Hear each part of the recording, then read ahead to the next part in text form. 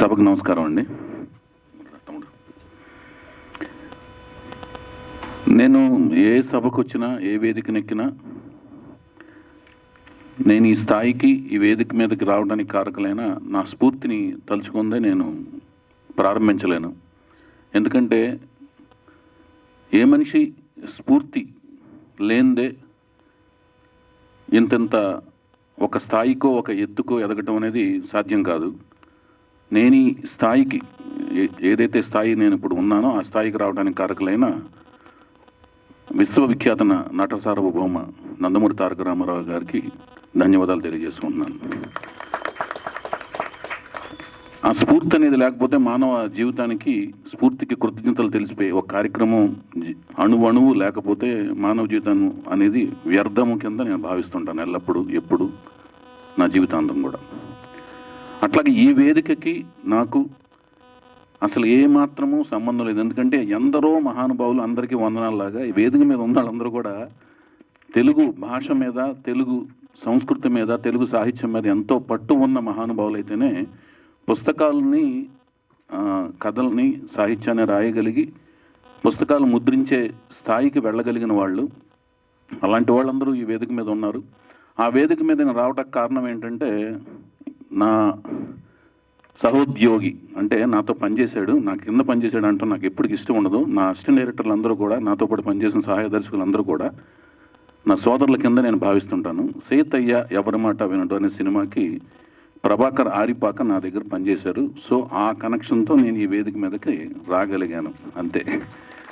అంతేగాని నాకు ఈ పుస్తక ఆవిష్కరణ ఫంక్షన్స్కి నాకు ఏమాత్రం సంబంధం లేదు, నాకు అంత స్థాయి లేదు అని నేను ప్రగాఢంగా విశ్వసిస్తున్నాను.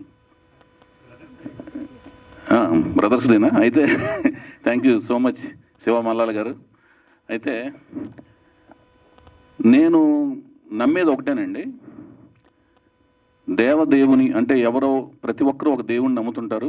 ఆ దేవదేవుని అనుగ్రహంతో ప్రతి వ్యక్తి, నిన్న కూడా మనం మాట్లాడుకున్నాం దీని మీద, ఒక్కొక్క ప్రత్యేకమైన గ్రాహక శక్తితో తల్లిదండ్రుల కడుపున పుడుతుంటారు. ఒకే తల్లిదండ్రుల కడుపున పుట్టిన ఇద్దరు అన్నదమ్ములకి ఒకే గ్రాహక శక్తి ఉండదు. అంటే ఈ సృష్టి నుంచి గ్రహించే శక్తి, గ్రాహక శక్తి అంటే బుద్ధి బలము, బుద్ధి కుశలత, ఏదైతే మనం దాన్ని సంబోధిస్తుంటామో దాన్ని గ్రహించే శక్తి అనమాట. ఆ గ్రహించే శక్తి నుంచే, పుట్టుకతోనే ఎవరు మహాజ్ఞాని లేకపోతే అద్భుతమైన తెలివితేటలు, జ్ఞాన సంపద ఉండదు. గ్రాహక శక్తి అయితే ఉంటుందన్నమాట, బుద్ధి కుశలత ఉంటుందన్నమాట. సో పరిసరాల నుంచి కానీ, తను పుట్టిన కాలమాన పరిస్థితుల్లోంచి, తను కలిసిన స్నేహితులు, చదివిన పుస్తకాలు, కలిసిన బుద్ధి జ్ఞానం నేర్చుకున్న, అంటే విద్య నేర్చుకున్న గురువుల దగ్గర నుంచి కానీ, తిరుగాడిన ప్రదేశాల నుంచి కానీ, చూసిన సినిమాల నుంచి కానీ, వీటి నుంచి ఈ గ్రహించే శక్తి ఒకటి ఏదైతే ఉందో, దాని సామర్థ్యం ఉందో, వాటన్నిటి నుంచి గ్రహించి తనలోని ఒక వ్యక్తిత్వాన్ని బలీయంగా తయారు చేసుకుని నేను అనే ఒక వ్యక్తిత్వాన్ని ఏర్పరచుకోగలుగుతాడు. అది ఒక్కొక్కళ్ళకి ఒక్కొక్క రకమైన విచిత్రమైన వ్యక్తిత్వం తయారవుతుంది అన్నమాట. అదే ఆ వ్యక్తి యొక్క పర్సనాలిటీ, అదే వ్యక్తిత్వం అన్నమాట. ఆ వ్యక్తిత్వం ఒక్కొక్కళ్ళకి ఒక విచిత్రమైన, విభిన్నమైన వ్యక్తిత్వం ఉండబట్టి ఒక్కొక్కళ్ళు ఒక రకమైన రచయితల కింద వాళ్ళకున్న సామర్థ్యాన్ని బట్టి ఈ సమాజంలో గ్రహించినవి, వాళ్ళకున్న కాలమాన పరిస్థితుల్లో, వాళ్ళ యొక్క సమయంలో జీవన ప్రయాణంలో గ్రహించిన సమయంలోని దాంతోపాటు ఇలాంటి పుస్తకాలు రాద్దాము అనే ఒక గొప్ప కార్యక్రమానికి, సాహసానికి పూనుకుంటారు. ప్రభాకర్ ఇలాంటి పుస్తకం రాయటానికి సాహసం చేశాడంటే అది పెద్ద విషయం అనమాట. ఎందుకంటే ఇందాక ఎవరికి పోటీ కదా సార్ అందరూ అనుకుంటున్నారు. ఎందుకంటే ఇక్కడ దర్శకులు చాలామంది ఉన్నారు సినిమా ఫీల్డ్లో కూడా. ఎవరి కుర్చీ వారిదే అని నమ్ముతుంటాను. ఎందుకంటే నేను చెప్పిన ఇంతకు ముందు దాని ప్రకారం ఒకళ్ళ బుద్ధికి ఇంకొకళ్ళ బుద్ధికి ఎందుకు తేడా ఉంటుందంటే, వాళ్ళు పెరిగిన వాతావరణం, వాళ్ళు కలిసిన స్నేహితులు, వాళ్ళు చదివిన పుస్తకాలు, వాళ్ళ గ్రాహక శక్తి వేరేగా ఉంటుంది. కాబట్టి ఎవరికి పోటీ రారు. ఒకే థియేటర్లో కూర్చుని ఒకే పుస్తకం చదివిన నలుగురు ఆలోచనలు వేరే రకంగా ఉంటాయి. ఒకే క్లాసులో పెరిగిన గురువు దగ్గర నేర్చుకున్న శిష్యులు, ఒకే రోటీ కపడా మకాన్ అంటే ఒక తల్లిదండ్రుల దగ్గర పెరిగిన ఇద్దరు అన్నదమ్ముల యొక్క గ్రాహక శక్తి ఒకే రకంగా ఉండదు కాబట్టి, వాళ్ళు ఒకే రకమైన బుద్ధితో పెరగరు కాబట్టి ఎవరు ఎవరికి ఈ ప్రపంచంలో పోటీ గారు, ఎవరు ఎవరికి నకలు రాలేరు. సో చెప్పేవాడికి వినేవాడు లోకం అనే సామెత పాతదైపోయింది. రాసేవాడు చదివేవాడికి లోకువ, ఇది కొత్తది. మనం ఏం తీసినా రకరకాల తమ్నైల్స్ పెట్టి ఎండగట్టే వాళ్ళు ఉన్నట్టు, నువ్వు ఏం రాసినా వాళ్లకున్న జ్ఞానంతో అందులో ఇది ఉంది అది లేదని చెప్పేవాళ్ళు కూడా ఎక్కువ. సో అలాంటి దాంట్లో నువ్వు ఎంచుకున్నావు ఇప్పుడు ఇంకో కొత్త రూటు. సో ఉంటాయా? కాదు భయ్యా, శివమల్లాలు నువ్వే పెట్టుతున్నావు. తమ్ముడు నన్ను ఎక్స్క్యూజ్ చేయి. మనందరం 83లో మద్రాస్, 84 నుంచి మనందరం ఫ్రెండ్స్. ఓకే సరే. అయితే నేను అనేది ఏంటంటే, అది పాత సామెత. చెప్పేవాడికి వినేవాడు లోకో కంటే కూడా వినేవాడి చేతిలో చెప్పేవాడు ఉన్నాడు.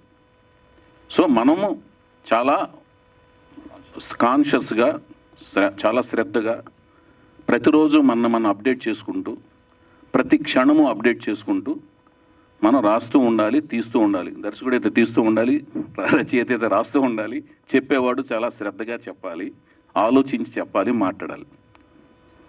ఇందులో కూడా ఉందా ఏదన్నా తమ్ముడు అది? So I wish you all good luck.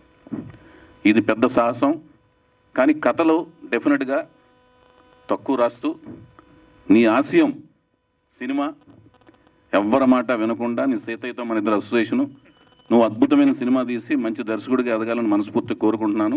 I wish you all good luck. Thank you sir. అలాగే ఈ ఫంక్షన్కి నాకు నువ్వు పంచాను, చక్కటి లాల్చీతో వచ్చావు, కండువా అయితే లేదు కానీ తెలుగుతనం ఉత్తుపడుతూ నువ్వు హాయిగా ఉన్నావు, ఆనందంగా ఉన్నావు. I wish all good luck. నన్ను పిలవటం నాకు ఆనందం కలిగింది. Thank you sir. మీరు పుస్తకావిష్కరణ సభలకు రాను అన్నారు, అందుచేత మీ చేత అమెజాన్ సేల్ ఓపెన్ చేస్తుంది సార్. మీది మంచి కమర్షియల్ హ్యాండ్, అందుకని ప్రతి పుస్తకం కూడా 175 రూపాయలే సార్. కమర్షియల్ హ్యాండ్ ఎలా ఉంటుందండి చెప్పండి? మీరు చెప్పండి, ఇక్కడ రండి.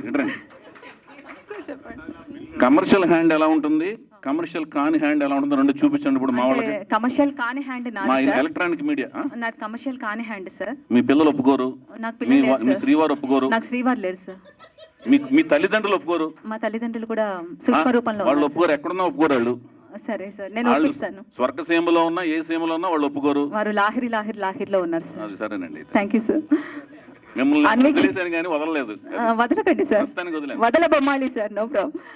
అన్వేషిక పబ్లికేషన్స్ అధినేత మహి గారిని, అలాగే వెంకట సిద్ధార్థ్ గారిని దయచేసి వేదిక మీదకి రండి.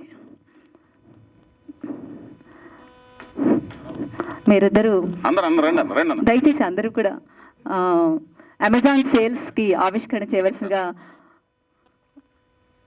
అందరూ మహానుభావులు, సెల్యులాయిడ్ చిత్రాల అద్భుత దర్శకులు సార్ వచ్చారు సార్. మహానుభావులు అందరూ వచ్చారు. ఇప్పుడు అన్న మీరు మీ పేరు? వెంకట సిద్ధారెడ్డి గారు, మహి బెజవాడ గారు, అన్వేక్షకి పబ్లిషర్స్ వాళ్ళ తరపున అమెజాన్ సైట్ నుంచి నా యొక్క చేతుల మీదుగా, స్వహస్తాల మీదుగా, నేను వైవిఎస్ చౌదరి అండి, నా చేతుల మీదుగా ఆలిపాక ప్రభాకర్, మా అందరి చేతుల మీద కాకుండా రాసిన ఆయనకి మాత్రం బ్రహ్మాండమైన బ్లాక్ బస్టర్ అవ్వాలని, చేసిన వాళ్ళకి అద్భుతమైన బ్లాక్ బస్టర్ అవ్వాలని మనస్ఫూర్తిగా వాళ్ళు నిజంగా కోరుకుంటారు. కాబట్టి మీ చేతుల మీద రండి సార్, మీ చేతులు పెట్టండి. ఎక్కడ పెట్టండి? ఇది తమ్నైల్ బదులు తమ్ ఇంప్రెషన్స్ వేయండి సార్. శివమల్లాల గారు రేపు మీ మాయలో మేము పడవండి. మీరు మాయ చేస్తాక ట్రై చేస్తున్నారు, మీ మాయలో మేము పడం. Okay thank you. Thumb impression శివమల్లాలను కూడా ఇరికిచ్చే సరిపోయేది ఇక్కడ. అది మీ అందరూ కూడా తమ్నైల్ కాకుండా అన్ని ఫింగర్స్తో ఇలా కొడితే మొత్తం 10 ఫింగర్స్ ఉంటాయి మనకి, అవన్నీ కలిపితే మంచి చప్పట్లు వస్తాయి. ఇక్కడ ఓన్లీ తంబై. Thank you sir, thank you so much.